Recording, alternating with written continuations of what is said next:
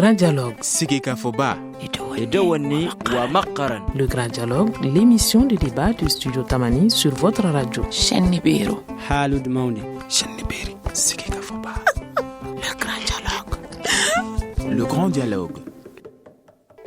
Mesdames et messieurs, bonsoir. La COP 21, c'est la conférence des partis qui aura lieu du 30 au 11 décembre en France. Il s'agit de la 21e conférence des partis à la Convention cadre des Nations Unies sur le changement climatique. Tous les continents seront représentés à ce sommet. L'Afrique s'y prépare depuis un certain temps. Ce sommet consacré au changement climatique sera-t-il un sommet de plus? L'accord qui en sera issu sera-t-il réellement appliqué? Quels peuvent être les enjeux d'un tel sommet pour des pays comme le Mali? Ces questions et bien d'autres constituent le menu du Grand Dialogue de ce mardi 24 novembre 2015. Alors, qui sont nos invités? Ils sont au nombre de 4. Et nous avons, en premier lieu, nous avons 4 invités. Donc, nous avons Ousmane Ouattara, il est de Mali Folk Center. Bonsoir, monsieur Ouattara. Bonsoir. Nous avons Youssouf Diakité, journaliste environnementaliste. Bonjour, Diakité Youssouf. Bonjour. Bonsoir, disons. Bonsoir. Nous avons au téléphone, ce sera Madame Dambélé Aminata Kolefaye de la FENACOF. Je pense qu'elle nous entend. Bonsoir Madame. Et dans ce studio, nous avons Ahmed Sekou Diallo. Il est coordinateur de Réussir la décentralisation. Et on va dire donc plus précisément, il est le président de la PNACSE. Voilà, PNACED, c'est une structure qu'on appelle la plateforme nationale des acteurs de la société civile malienne sur le climat, l'environnement et le développement durable. On va donc retenir. Et bonsoir, Monsieur Diallo. Alors, mesdames et messieurs, bienvenue. Cette émission vous est présentée par Seydou Fomba. La COP 21 prévue en France du 30 au 11 décembre, on évoque ça et là cette conférence comme un événement majeur, vu l'importance du sujet sur lequel elle porte, à savoir les changements climatiques. Les Africains semblent beaucoup attendre de ces sommets qu'ils préparent à leur niveau. Mais quels sont les enjeux de cette conférence des partis pour les pays comme le Mali? La question s'adresse en premier lieu à Ousmane Ouattara de Mali Folk Center. Ok, merci M. Fomba. D'abord, avant de prendre la parole, c'est l'occasion pour moi ici d'avoir une mémoire par rapport à tout ce que le Mali vient de connaître ces derniers jours. Et nous prions pour le repos de l'âme des disparus, parce que c'est un événement, je pense que la majorité des Maliens sont dans une situation de dénégation, parce qu'on n'y croit pas. Mais il faut qu'on se réveille et qu'on se dise que c'est seule l'action citoyenne qui va permettre au Mali de mieux se repositionner dans le concert des nations pour ce qui est des questions sécuritaires.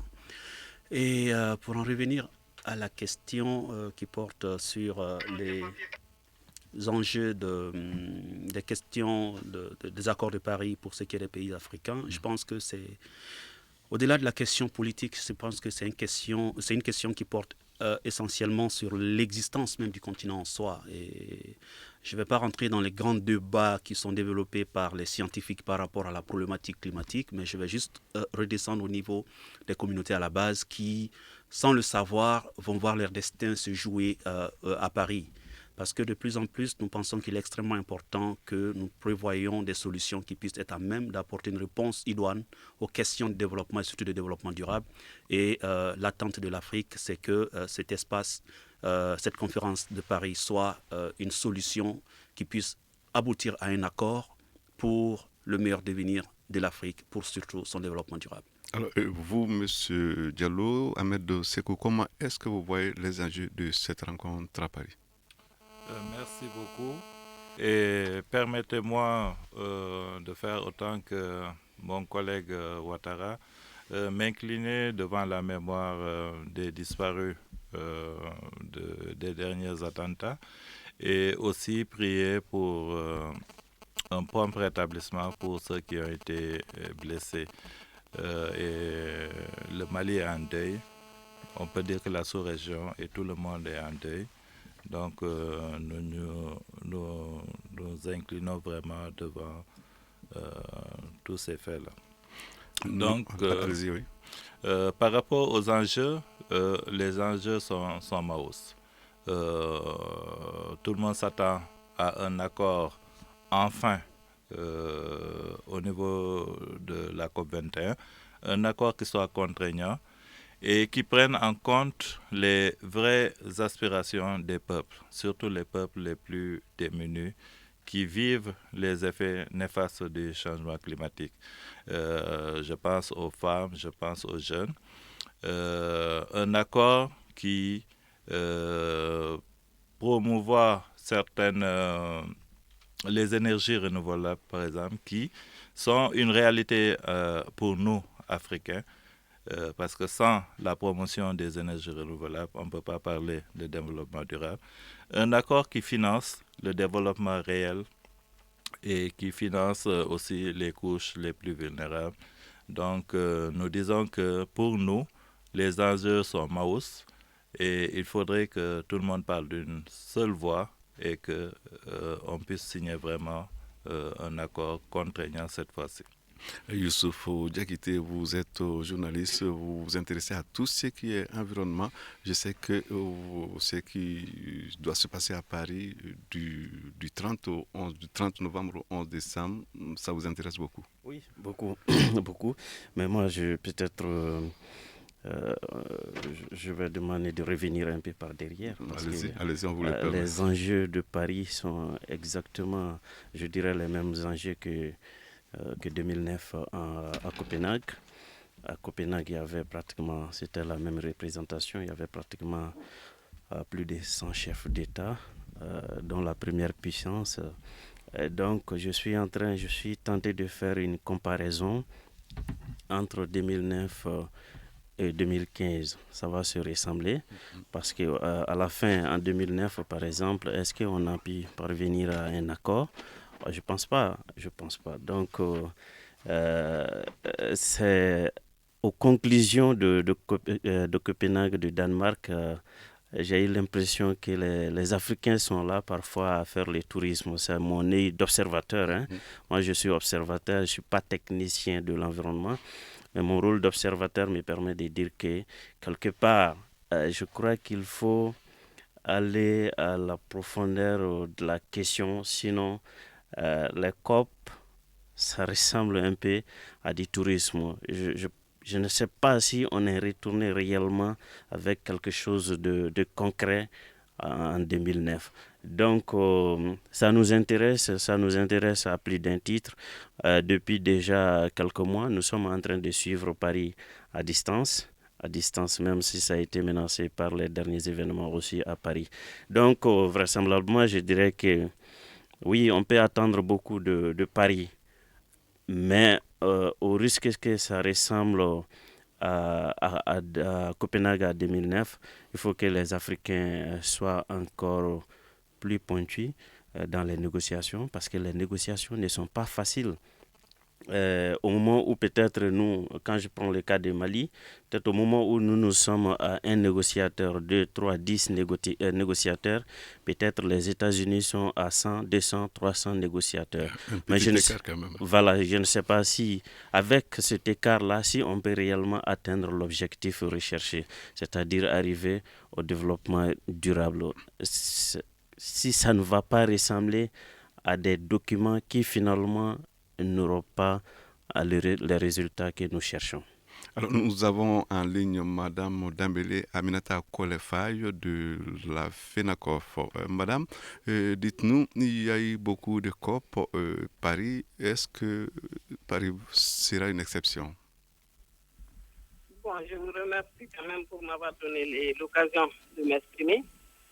Parce que, si je peux le dire ainsi, les femmes ont été beaucoup mises en écart.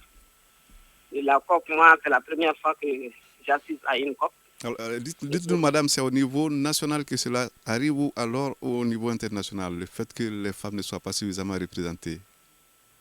Bon, est-ce que ce n'est pas un peu au niveau national? Parce que c'est au niveau national qu'on doit faire la désignation. Bon, cette fois-ci, quand même, je salue l'initiative quand même du département qui a permis quand même la participation des femmes. Ce n'est pas le nombre de femmes qui va participer, mais pour une association féminine, ça quand même, c'est à saluer. C'est à saluer parce que ça fait des années quand même que nous travaillons avec l'environnement, surtout à travers les quinzaines. de l'environnement qui se déroule chaque année au mois de juin. Et nous, notre participation, surtout, c'est par rapport aux différentes sensibilisations. Sensibiliser les femmes vers leur comportement qui a un impact sur l'environnement, les problèmes environnementaux et même les changements climatiques. Donc, on fait des échanges, on fait des démonstrations culinaires, il y a les gaz à effet de serre. On parle de beaucoup de choses, en tout cas, par rapport au climat. Alors, bon, c'est une première participation. Je pense que je vais récolter quelque chose. En tout cas, moi, je ne voudrais pas partir faire du tourisme. Je veux pour vraiment avoir quelque chose. Vous partez optimiste, madame? Je suis très optimiste. Bon, je suis un peu optimiste. Je pense que ça dépendra de moi-même. Parce que quand tu pars et que tu as en tête que tu pars pour un tourisme, tu ne reviendras pas avec quelque chose. Mais j'attends de voir comment ça va se présenter. Et retour dans ce studio pour dire que le Mali, quand même, c'est très sûr, le Mali n'ira pas à ce sommet les mains vides. Mais comment se déroulent les préparatifs et qui s'en charge? Si nos invités en savent quelque chose, nous posons la question à Ousmane Ouattara de Mali Fox Center. Je pense quand même que, comme l'a dit madame, je pense que cette année, il y a quand même une certaine facilité d'enregistrement et l'État a accepté de faire enregistrer beaucoup d'acteurs de la société civile comme délégués.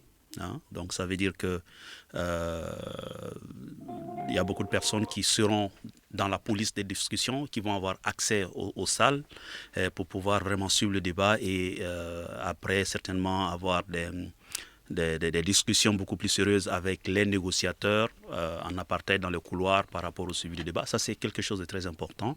Le fait que le Mali ait accepté de pouvoir ouvrir cette porte, d'enregistrer beaucoup de nationaux, beaucoup d'acteurs de la société civile et des services de l'État à faire partie de la délégation malienne, je pense que ça la dénote d'une volonté forte du gouvernement de pouvoir assurer une meilleure implication et, comment est-ce que je vais dire, une mise en commun de l'intelligence collective au profit du devenir climatique du Mali. Et donc moi je pense quand même que ça c'est à saluer.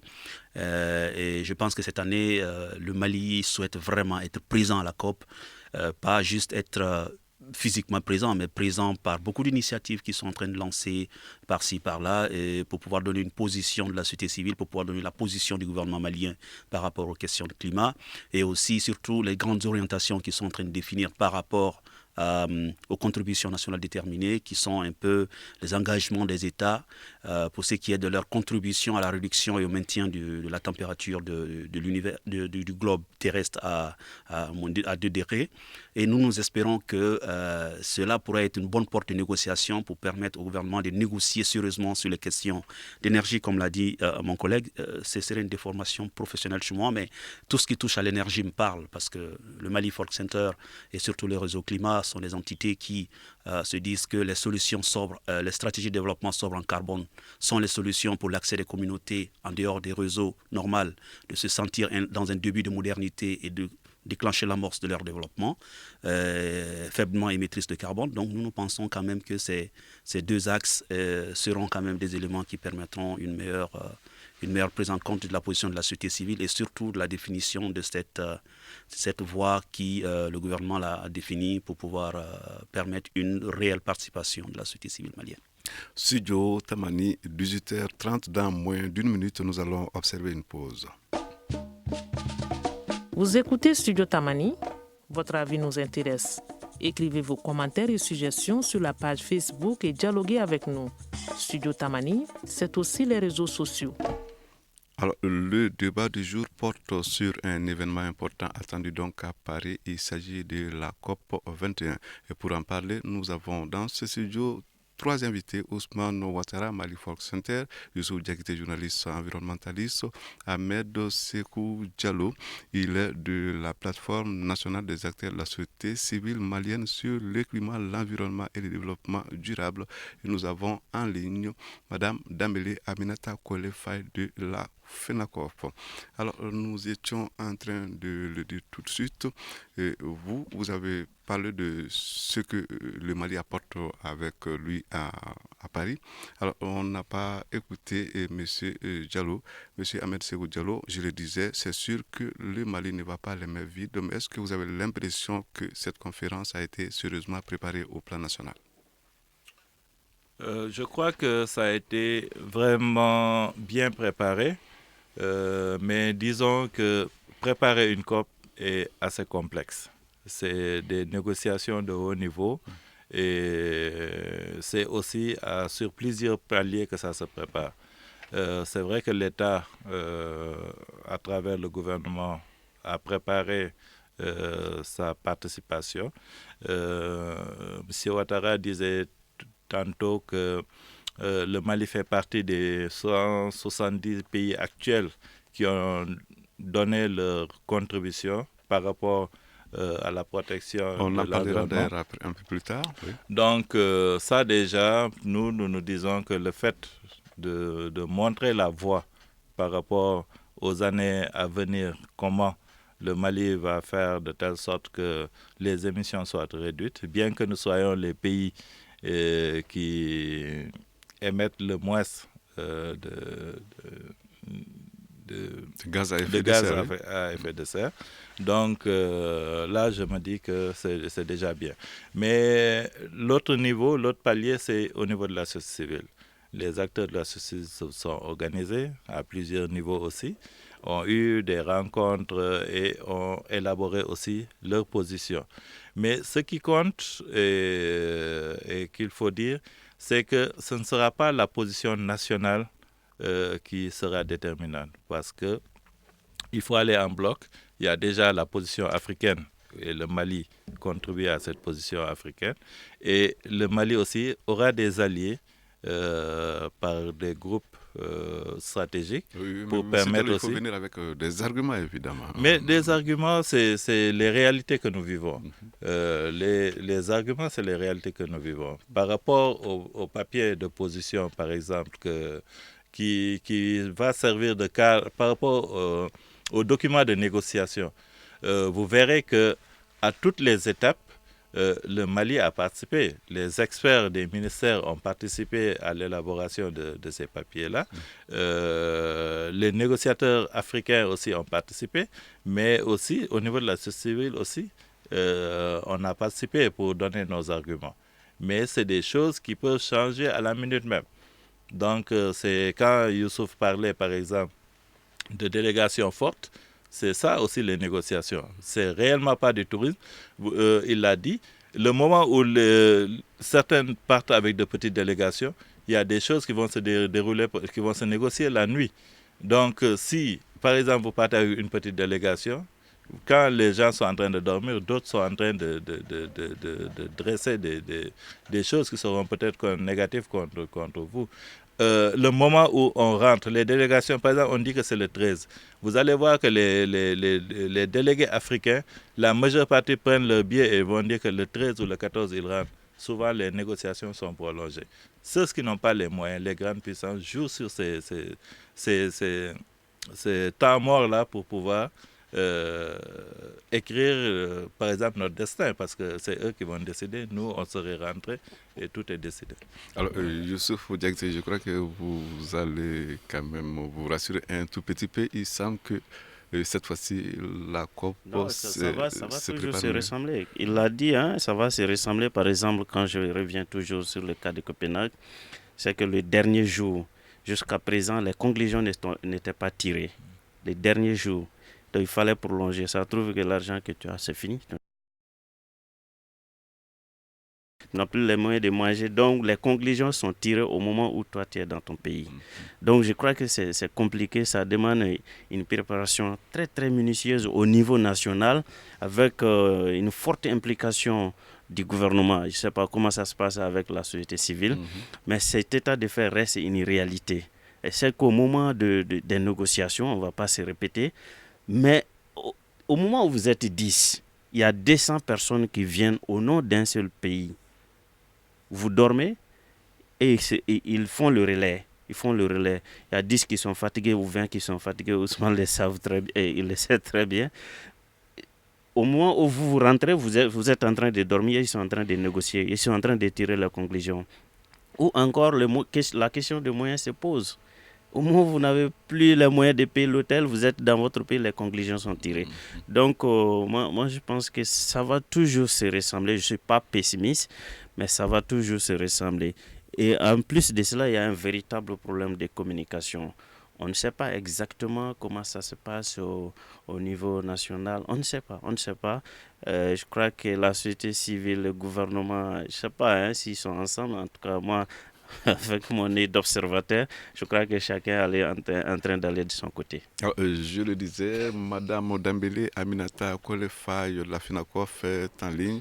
Madame Dambélé, est-ce que vous pouvez un peu nous parler, nous dire ce que vous savez de la manière dont ce sommet a été préparé au niveau national ici au Mali?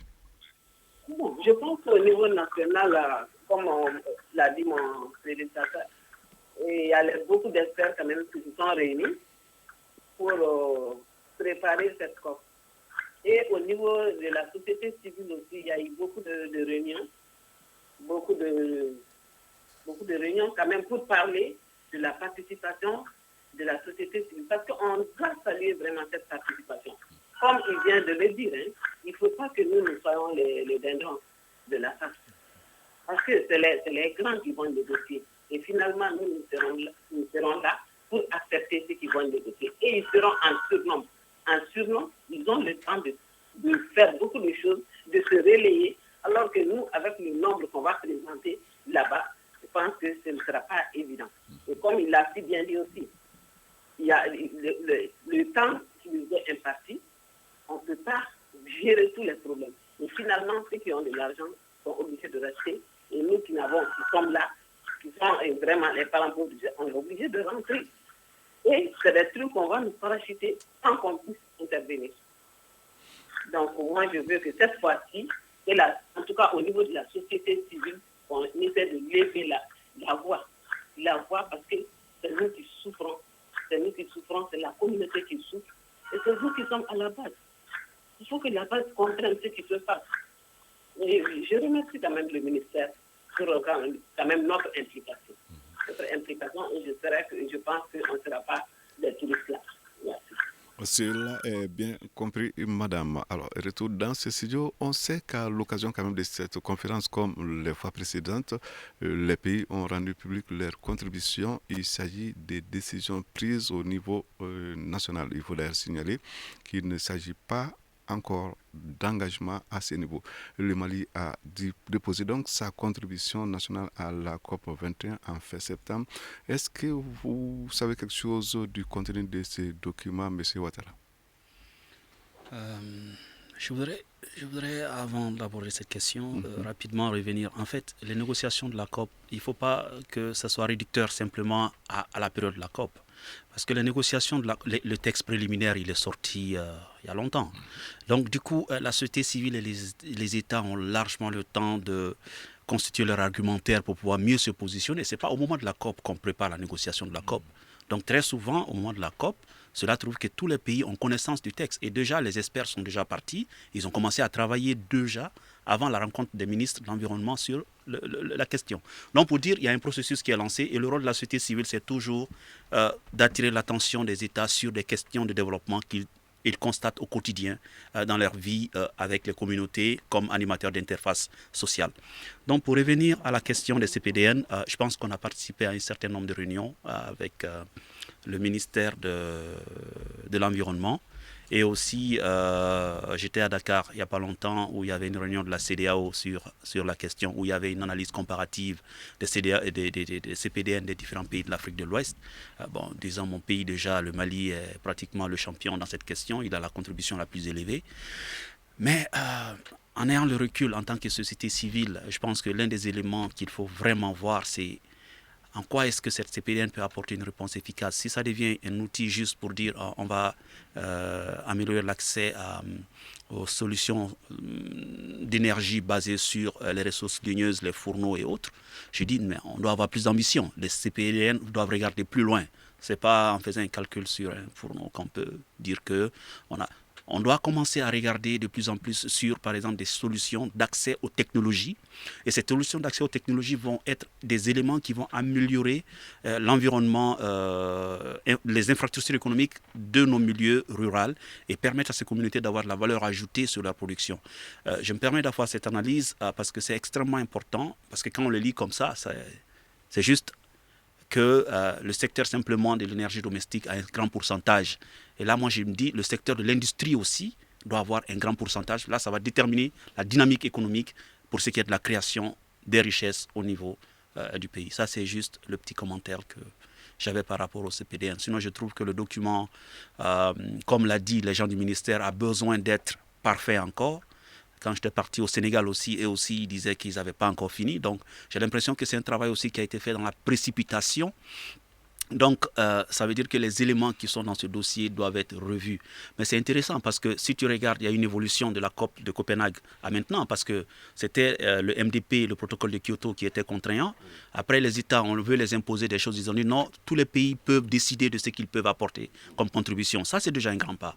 Donc, du coup, ça veut dire que c'est le pays qui décide de ce qu'il peut apporter comme contribution pour ce qui est du maintien de cette température au niveau souhaité et indiqué par le GIEC, qui est le groupe d'experts sur le climat. Donc, moi, je dis, au-delà de tout, il y a des choses qui sont en train d'être mises en place et il faut construire sur ce qui est en train de se mettre en place. Effectivement, à ce niveau, il y a une avancée quand même qu'il faut noter parce que au moment où on créait notre petit réseau de journalistes, quand je posais la question aux gens par rapport à l'environnement ou à l'assainissement, en tout cas, quelques questions que ce soit par rapport à l'environnement, on me disait, mais toi là, tu nous dégages. Les gens ont faim, on n'a même pas trouvé à manger. Toi, tu nous parles d'environnement. Qu'est-ce qu'on a à voir avec ça? Donc déjà, ça c'est... Mais aujourd'hui, je crois que ça intéresse tout le monde, déjà, même à la base. Ça, c'est extrêmement important. Les sommets encore, les COP, ça, c'est à un niveau plus élevé. Mais quand on redescend un peu, même dans les quartiers à la base, je crois qu'il y a une prise de conscience qui commence à être effective. Voilà. Ahmed Sékou-Diallo. Bon, moi, je dirais que je ne suis pas tellement d'accord avec Youssouf quand il dit que c'est connu à la base. Bon, le changement climatique, c'est connu à la base parce que les gens vivent le changement climatique. Mais maintenant, tout ce qui se fait au niveau de l'État, on a parlé des contributions. Est-ce que les populations à la base ont été consultées quand on élaborait? Est-ce que le document a été partagé au niveau région, au niveau cercle, au niveau village? Non. Est-ce que ça a été partagé au niveau des acteurs de la société civile pour que les acteurs se l'approprient et puissent le vulgariser? Non. Donc il y a un travail maous à faire. L'État, qu'est-ce qui se passe? C'est vrai que une frange de la société civile participe, mais on doit trouver des stratégies de communication de telle sorte que tous les acteurs s'approprient ces documents de politique et puissent les vulgariser. Et mieux, en les élaborant, au lieu d'être au ministère et élaborer ces documents de politique, allons à la base, allons au niveau commune, mettons tout ce que nous voulons entreprendre dans nos plans de développement communal, montons au niveau cercle, au niveau région et finissons par les plans nationaux. Malheureusement, ce n'est pas le cas. Bon, maintenant, par rapport, pour dire que les populations vivent vraiment les réalités du changement climatique, c'est pourquoi nous disons que c'est vraiment un problème de justice, l'affaire du changement climatique. Les programmes qu'on doit mettre en place actuellement doivent répondre aux réalités des droits humains du genre. Si on intègre dans tous nos programmes ces aspects-là, on va vaincre le développement et en même temps, on va répondre aux effets néfastes du changement climatique. Ok. Bien, alors, juste deux mots avant la pause. Oui. Deux mots. Oui, ça va là. Non, je voulais dire, on se rejoint parce que dans la première intervention que j'ai faite, j'ai dit il y a un véritable problème de communication qui se pose. Ça, c'est un élément. Mais l'autre élément, quand je rejoins Ousmane, c'est que déjà, j'ai dit, au moment où on mettait le petit réseau en place, quand on posait les questions d'environnement aux gens, c'est qu'ils nous disaient, mais dégage. Mais ce n'est pas le cas aujourd'hui. Donc déjà, il y a une petite prise de conscience qui s'est effectuée. Mais quant au problème de communication, ça se pose de façon cruciale. Et l'association des gens à toutes ces initiatives-là, ça c'est extrêmement important. Et ça c'est le problème de communication qui se pose. Et dans le temps, moi, je l'ai dit à tous les ministres de l'environnement. Et je crois qu'au moment où on était à Copenhague, l'autre ministre qui était là-bas à l'époque a pris conscience et dans tous les documents qu'il préparait en ce moment, il mettait la communication devant. Donc déjà, je crois que ça doit continuer, cette lancée doit continuer et même au niveau de la société civile. La suite de ce débat dans un instant. Une réaction, Un avis, un commentaire. réagissez sur la page Facebook de Studio Tamani et restez connectés avec nous. Studio Tamani sur les réseaux sociaux pour vous faire entendre. La COP 21, c'est d'elle que nous parlons dans le grand dialogue de ce mardi. Nous avons Madame Dambélé Aminata Kolefay de la FENACOF qui est en ligne. Madame, est-ce que vous pensez que concernant l'environnement, la communication se fait à hauteur de souhait au niveau de la base? Bon, je rejoins un peu les autres. Il y a un peu un problème de manque de communication parce qu'il y a beaucoup de choses dont vous avez parlé tout de suite dont nous ne sommes pas informés. Et comme moi, je suis un peu dans l'environnement de mon vouloir par rapport à travers mon association, je participe à toutes les quinzaines, donc je suis tous les programmes concernant l'environnement. C'est comme ça que j'ai été invitée à la COP parce que j'ai émis vraiment l'envie de connaître et d'informer la base. Parce qu'on a fait beaucoup comme vous l'avez dit, on a fait beaucoup de sensibilisation au niveau des femmes, mais la communication manque parce que nous on parle, je vois on parle d'environnement que pendant la quinzaine de l'environnement. Au-delà de ça, on n'en parle plus. Et je pense qu'il faut qu'on dépasse ça, qu'on essaie de voir, comme les autres l'ont dit, qu'on essaie de faire un plan de développement au niveau communal, essaie de communiquer, que tout le monde soit au même niveau d'information. Parce qu'il y a certains éléments que nous ne maîtrisons pas. Mais quand il y a la communication, je pense qu'on sera au parfait des choses. Alors, et donc, oui. Allez-y. Ah, oui. Donc, moi, ce que je propose quand même, qu'il y ait cette communication, qu'on essaie de voir comment ils peuvent communiquer avec la base. Parce que c'est la base qui est là. La base, tant que la base est informée, quand il n'y a pas de changement de comportement au niveau de la base, tous les efforts resteront vains. Merci. On sait qu'à cette conférence, la question de l'adaptation et de l'atténuation occupera une place de choix, de même que celle du financement. On parle d'une compensation de 100 milliards de dollars à l'horizon 2020. On est déjà à combien à ce jour, Monsieur Ouattara? Est-ce que vous pouvez nous répondre? Bon, j'avoue que j'ai pas une idée claire du montant qui est décaissé. Je me rappelle plus parce qu'on était dans l'atelier du PNASED et le chiffre avait été donné, mais bon. Bon, quelque part quand même, je lisais qu'en 2014, un document parlait de 61 milliards à peu près. Ouais. Voilà. La COP permettra de mobiliser d'ici la COP. Normalement, c'est pratiquement mobilisé. Mais est-ce que c'est suffisant par rapport à tout ce qu'on vit? Alors, monsieur le journaliste, vous pensez qu'il y aura une mobilisation un peu plus forte après Paris? Bon, c'est possible si les gens s'y mettent. Parce que c'est une question de volonté aussi. Ça demande beaucoup de travail en amont, oui. Voilà, ça demande beaucoup de travail en amont. Si on est volontaire, je crois qu'on peut mobiliser plus. C'est toujours possible. Voilà. Mais si Diallo pouvait nous donner plus de précisions par rapport, parce que l'annonce avait été faite en 2009, c'est bien ça. On ne sait pas exactement à quel niveau de mobilisation effectivement on est. Il y avait 100 milliards, 30 milliards, voilà, on ne sait pas exactement où en sommes. Les dernières annonces, quand même, on parle des 100 milliards qui ont été atteints. Et à partir de là, maintenant, il y aura une répartition. On parle de 50% pour l'atténuation et 50% pour l'adaptation. Bon, nous, au niveau de la société civile, notre débat, c'est que normalement, il ne doit pas y avoir 50% pour l'atténuation, 50%. Voilà. Kiff quoi. Kiff. Parce que actuellement, nous vivons déjà les effets du changement climatique. Et pour pouvoir répondre positivement pour pouvoir donner une réponse appropriée, pour nous, il faut aller à l'adaptation. Donc, les aspects d'atténuation n'intéressent pas trop l'Afrique. Pour nous, ça intéresse, c'est l'adaptation d'abord.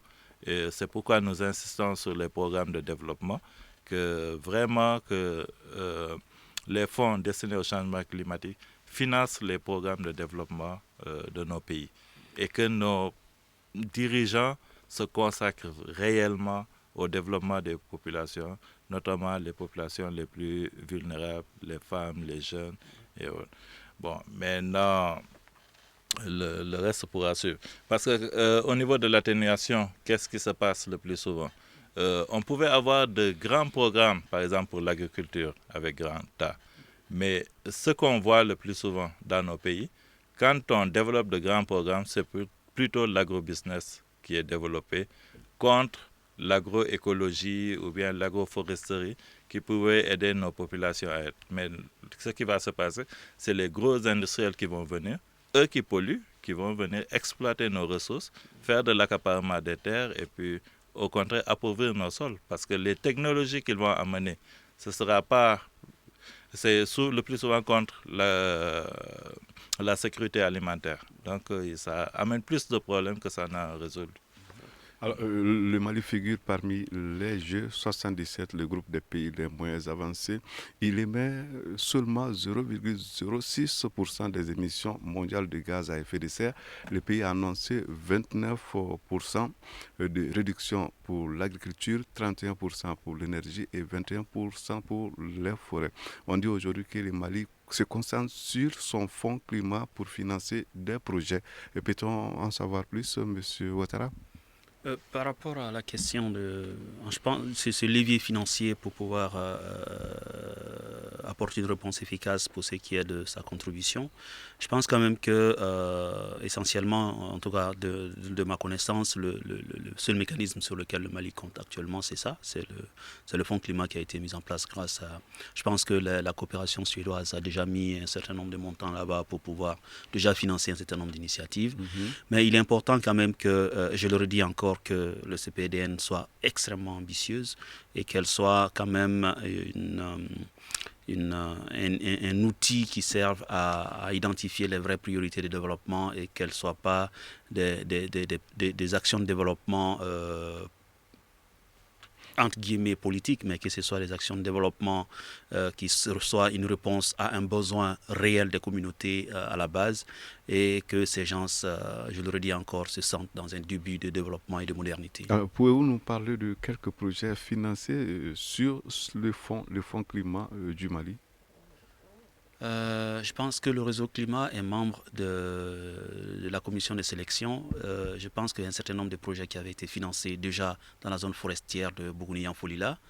Je n'ai pas très bien dit concrètement sur quoi le projet est en train de faire, mais il y a le second round qui avait été lancé, mais je pense qu'il a été reporté pour des raisons de procédure et de sélection, parce que à la dernière réunion, je pense que la coopération suédoise avait demandé de mieux définir les règles d'application pour que tout le monde puisse aller dans les mêmes conditions par rapport à l'accès à ce fonds.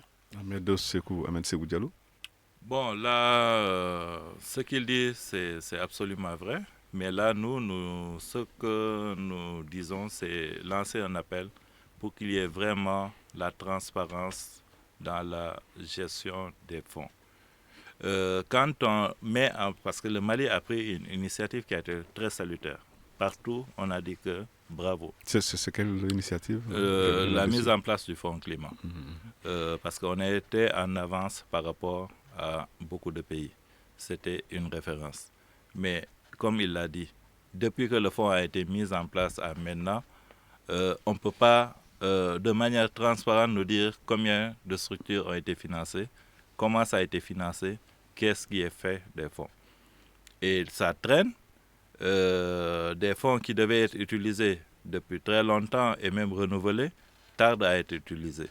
La société civile est là, les projets sont là, le besoin est là, les populations sont en train de souffrir des aléas du changement climatique, on n'arrive pas à aller. Donc, on demande vraiment une volonté politique renouvelée et une transparence dans ces fonds-là. Vraiment, la société civile fait son cri de cœur, quoi. On n'a rien compris à cette étape-là.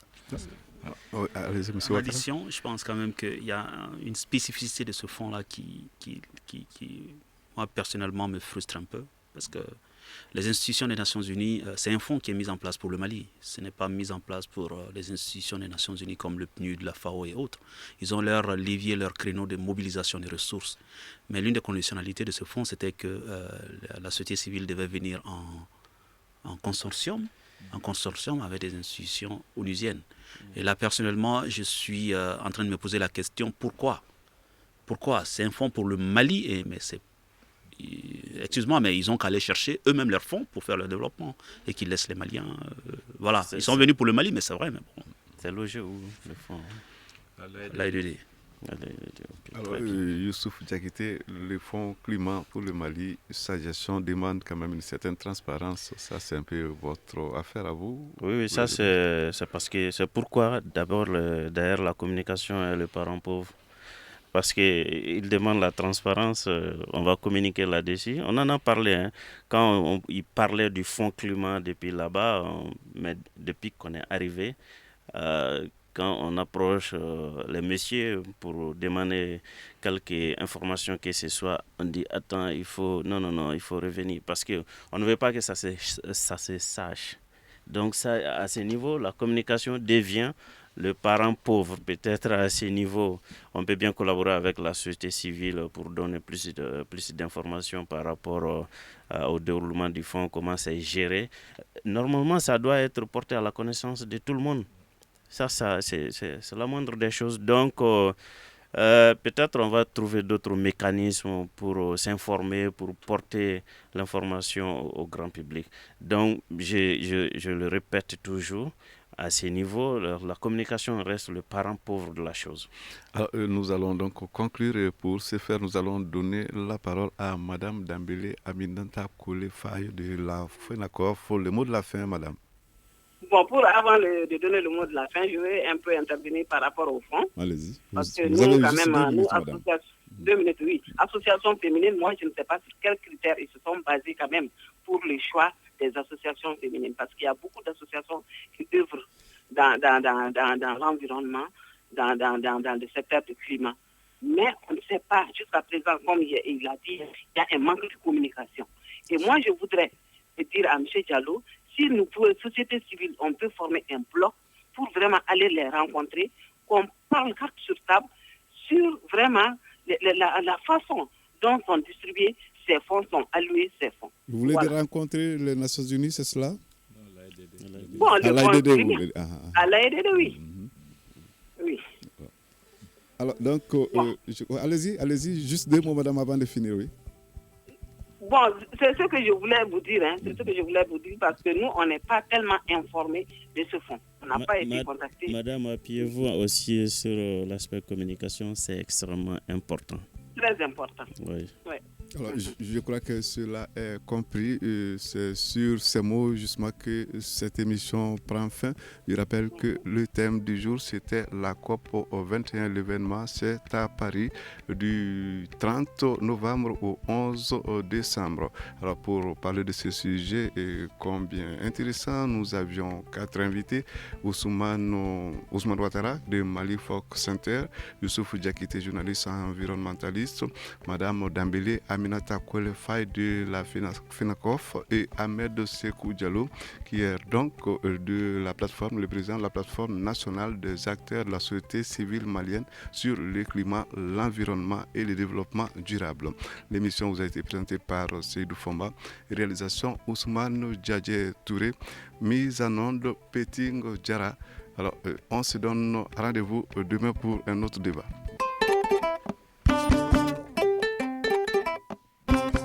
Le grand dialogue. Le grand dialogue, l'émission de débat du studio Tamani sur votre radio.